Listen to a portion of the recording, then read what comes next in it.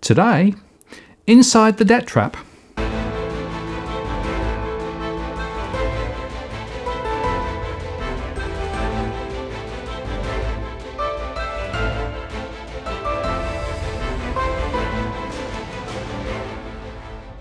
Hello again, it's Martin North from Digital Finance Analytics, world's latest post covering finance and property news with a distinctively Australian flavour.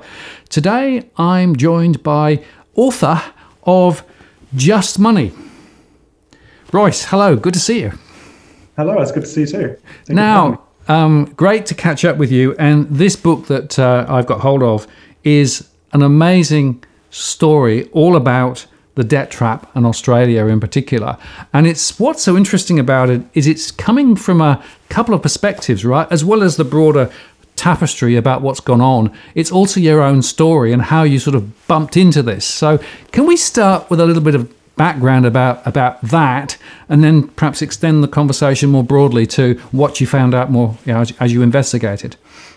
Sure. And I mean, look, the story starts with a bad day. I mean, the simple version is I had a car accident. I was very close to home. I swore the car wasn't there. I was very wrong. And then what unfolded was a very long 8 months process in terms of negotiating with this company and trying to work out how much of the value of this car, because as it turned out, I didn't have the third-party property insurance at the time to cover me. And so in that process, it was a strange time, but there were a number of different episodes. But as part of it, I started, and I'm a journalist. I'm not a finance guy or economist. To me, this is my first interaction with the kind of back end of the financial services sector. But I also knew enough not to just give in immediately. I stood my ground. I did my research, and the more I started to research, the more I started to learn about the crazy level of indebtedness that marks Australian society. And for me, there was a couple of just broad brush statistics. There was, depending how you cut them, we're either the second or the fourth most indebted people in the world. As I understand it, again, depending how you cut them, we're now the fifth. And so, I began doing what I do and started to ask questions. How did this happen? Why did this happen? Who was responsible for these decisions? How did we end up here?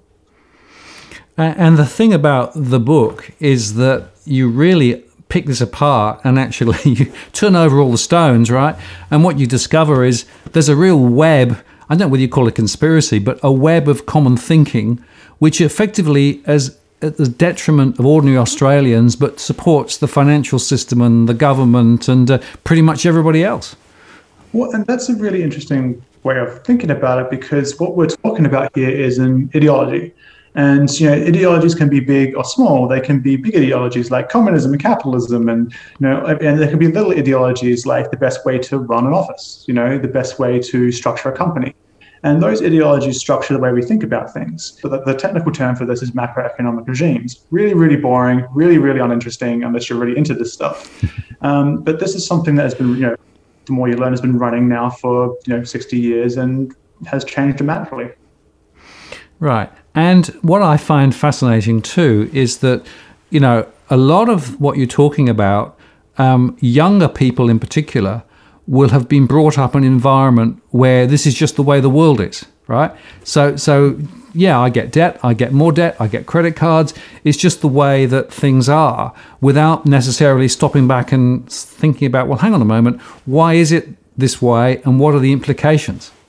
Yeah, and unless you have specialized training in areas like economics or finance or sociology or political economy, you don't know about this.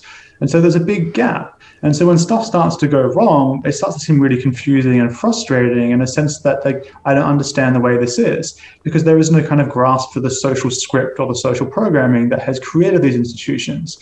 And I think for a lot of people, this gets expressed through that kind of intergenerational wealth gap and that conversation around that.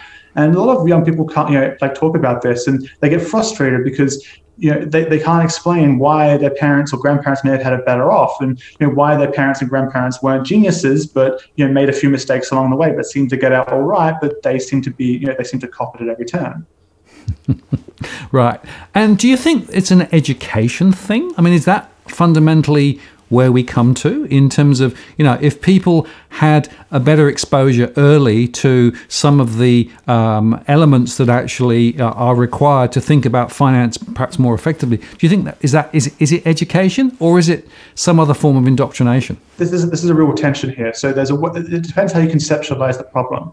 If you conceptualize the problem as it's all about the individual, and this goes to some of the implicit understanding and assumptions that make up modern economics, the idea that people are rational optimizers that go around optimizing every aspect of their existence, when everything we know about people is that that's not the case. People make mistakes, people have limited information, they have constrained rationality. But if you view it as purely an educational issue, this idea that all you have to do is give people more financial literacy, run a few workshops, teach them how to handle their money better, and it'll go away, it doesn't quite work out. And the example I point to in the book is that the barefoot investor who to his credit, is apparently a lovely guy and does a lot of real work around financial counseling and helping people, educate people, has sold 1 million books, and this problem remains. So this then starts, you get into the other way of thinking about it, whereas it's structural, where that we've created this environment, we've created a series of social and economic institutions that the average person has to navigate every day, and with a fundamental knowledge asymmetry.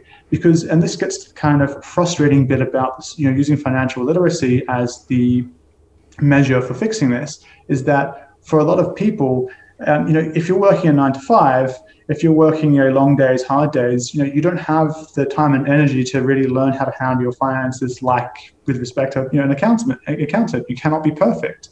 So there is a reason why we have a division of labor, and that's it. So if you want to address this, you need to address it in a structural way. Right. And I guess what I think you're saying, and let me just sort of unpack it a bit further, is that you can certainly provide a bit more education and a few tools. But this is fundamentally more structural than that, insofar that the way that society is built today, it's built on the assumption that, frankly, more debt is better. And, the only way you're going to get on is you have a debt to do with your university degree. If you went to university, you have a debt to do with your car, you have a debt to do with buying a house. And, of course, there are many organizations that are very happy to lend. And that is just the way it is. And yet, of course, there are so many risks attached. And if things do start to go wrong, of course, that's when the asymmetry really comes into play, doesn't it?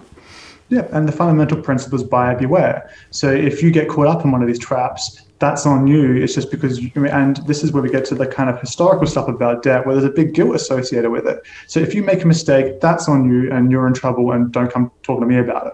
And, there's the old neoliberal philosophy, which is basically say, debt's fine. But if you take debt, then you have to pay it back to the very last penny, right? And it's like, you'll pay back until the pipsqueak. There is a fundamental philosophical point here about the way that society has developed to the point where the debt is center of gravity, frankly. And, I've even had people say to me, well, it's nuts. Everybody should have debt because interest rates are so low now that it should just be the way to do things. So do you find that people are resistant to this whole concept of debt being a choice and, debt essentially being a risk and a trap rather than an opportunity? Well, it's really interesting as well, because if you want to even take a step back as well, like that idea that debt is everywhere, debt is universal, debt is just part of the way we do business now. It's been presented as very much a new development, a new idea. But this has a long 5,000-year history, and human society has had debt since it first began.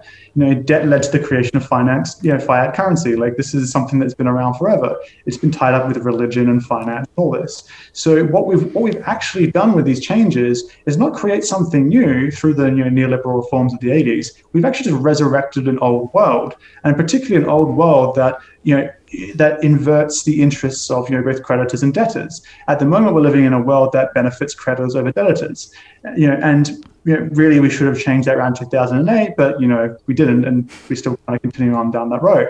But in terms of talking to people on the ground and their lived experience of this, people understood all this implicitly. I think that even if they didn't, a lot of the time they didn't have the words or language to understand or describe what they were thinking, feeling, and navigating. But they were able to say that they did know when to call bullshit. They did understand the fundamental power dynamics at play. And even me, like I said, I am not trained in this in any way. For me, part of learning about this and part of writing the book was learning about this and being able to express it in, plain English, and to treat it like a plumber treats water pressure, right? Like, I could tell you how your toilet works, but don't ask me to provide the underpinning mathematics. So like, it's I think that frustration, that inability to articulate the situation for a lot of people is a real source of anger. And I think that we see that anger elsewhere. Yeah, and I wanted to come on to that because one of the things you do highlight is that there's a sort of an implicit inequality, an implicit frustration, but you touch on in the book that people are starting to manifest this now, and therefore maybe there are cracks within the societal structure stemming from the debt trap.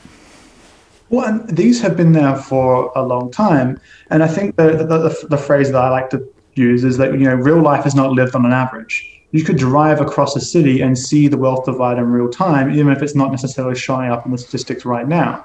If you look closely at some of the events over the last 5 to 10 years, and you start to put the lens over it and look at the way that finances were structured and the debts have been issued and consumed, you suddenly stuff that seems disparate, isolated individual starts to make sense as being actually a coded conversation for this deeper frustration and this divide that people are feeling. So, Royce, what's really interesting about what you've written here is the evolution of finance over the last 20 to 30 to 40 years, right? And it's very much an issue of it's become a set of products, it's being pushed very hard, it's all based on marketing. Now, tell you a personal story here. My father was a bank manager, right? And, he actually was a pillar of the community, right? He was, next to the vicar and, the other pillars in the local society. He was seen as somebody who was there to help and advise and almost like a father figure to everybody coming through. And he was absolutely horrified by the change in the finance system that he confronted as he moved up through his career, because it moved from being that advisor, that sagely person who was there to help, to frankly just flogging products. And it seems to me that what you've identified in this book is this issue of shifting from, if you like, providing help and advice to just flogging products all the time. Absolutely, and that's part of how we've wound up in this situation, and unless people can find other work to do, we're not going to climb our way out of it. Right, but if in fact the finance sector is just banging products out and never mind the consequences, what's the moral consequence of that? Well, the moral consequence for a lot of people is that they wind up in trouble and don't even know about it. And they wind up increasingly angry, increasingly frustrated, increasingly confused as time goes on. And ultimately, they're going to be left holding the bag. We know that as a part of government policy that households are being left to pick up the bill at the end. Because ultimately, the question, I guess the moral question is, who has to pay at the end? Will the bank pay, or will they rely on the fact that they'll be bailed out? And will all the risk and the cost be moved onto the average person? I'll leave you to decide which way that will fall. Well, past history shows us that the banks get bailed out very regularly, but it's at the cost of taxpayers and individuals. And unfortunately, I suspect that things won't change anytime soon. But, well done for calling that out. And it seems to me that that's the fundamental philosophical point, that we've got to think differently about the way our finance system works, because essentially it's too unequal at the moment. And I think that's a good point. We can fix it if we want to. Mm-hmm.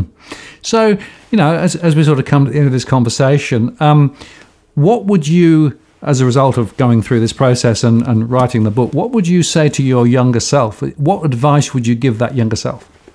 Well, it's hard because at the outset of writing the book, I did not set out to write an elaborate advert for the insurance industry. For me, there was a much deeper story here. But obviously, fork out for the car insurance. Yes, it sucks, but but even in saying that to my younger self, that's not always possible, right? because this goes back to what you were saying before in terms of the trade-off of risks. And I've tried to make this point elsewhere, where it's very easy for people who are not in the situation to say, well, you should just have insurance. But if you ever find yourself in a situation where you must choose between, say, and I've met people like this in the course of research, people who have to choose because they don't have much money, so they can either put petrol on the car to get to work, to get the money, or they can pay their registration fees and risk a run-in with the police and have a bigger fine down the track and possibly a court appearance. So at that point of balancing risk and that trade-off, it's really easy for someone not in that situation to tell someone else what to do, but that's not very helpful in the long run.